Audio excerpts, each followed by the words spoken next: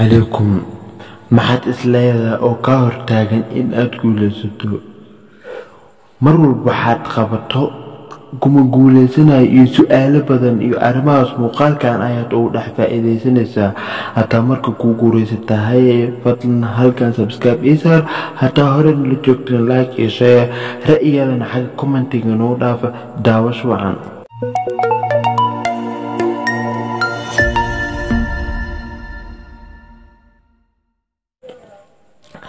guusha waxay ku dhacdaa hal qof oo kaliya guuldarrona waxay ku dhacdaa bulshada oo dhan sidaas darteed ma habboona hal mar inaad ku niyadjabto wax badan aad soo aasaasay isku day badan sameey naftaada riix saad u gaarto mees aad doonayso ma habboona mana fiicno wax badan aad isku soo aasaasay in aad hal mar ugu niyadjabto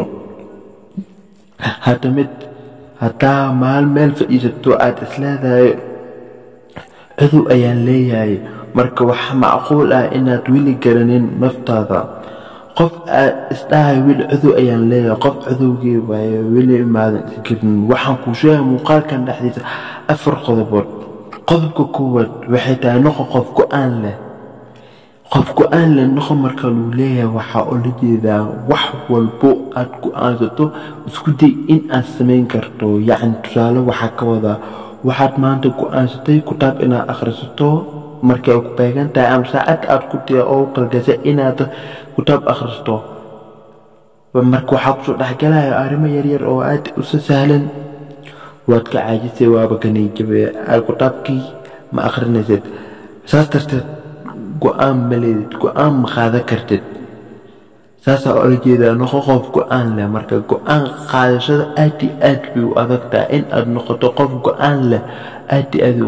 u adagtahay wax walba aad samaynaysid go'aankaada qof yuusan ka hor istaagin maanta taa oo talgasho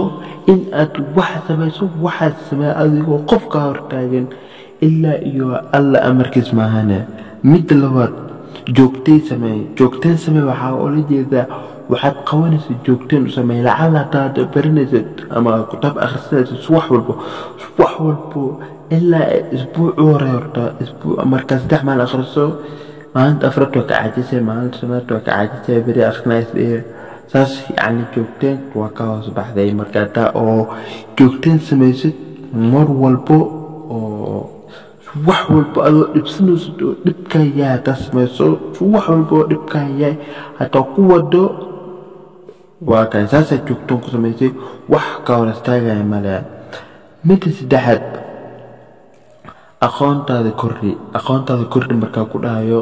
anadala inta badan waa kusoo gaabinaya aqoontaada kordhi markii ku dhahayo mar walba wax cusub la imaa oo adii maanta kaliya aad hal aayad barto beri meel kaala soo bixaysaa adii aqoontaada iska kordhiyo meel wax iska akhriso adii buug maadiya xisaab adii wax la isku soo kordhiyo mar computerka iska farfaray adii meel iska taataawo maalin walbo isku day in oo wax fikrad ama maskaxda soo galaan oo aqoontaada mar walbo aqoontaada maalin walba inay wax isku darto aysan wax ka nusqaamin ee waxyaalaha oo aad ku mashquulsan tahay oo inta badan waqtiga kaa lumiyo iska badaa mid afraad jooji wahsiga waa shayga ugu badanaato meelo walbo naga hortaagan anaga iyo adiga ma dhegaysanayo ani iyo wax walbo mar walbo wahsiga aad noo hortaagan yahay marka jooji wahsiga badan waxaad samaynaysid markaad sameeyo yacni koob biyo soo qabso rabtaa oona ku hayo waa wahsanaysaa biyo ma u baahantahay kaca soo qabso adina saas darteed waxaa kuu fududaanayso in aad degdeg guulahaada ku gaarto haddaad wahsiga ka hor qaaqdo guulahaada inta badan waa ka leexinaysaa marka wahsiga waa shay ugu badan oo naga hortaagan in aan guul gaarno marka 4 qodob ay ku saabsan muuqaalkeena fadlan waxaan ka codsanaa inaad ku cusubtahay channelka inaad subscribe iyo saarto aad loo daarto asxaabtaada shayna sii dhaado muuqaalkan iyo muuqaalka xiga wassalaamu calaykum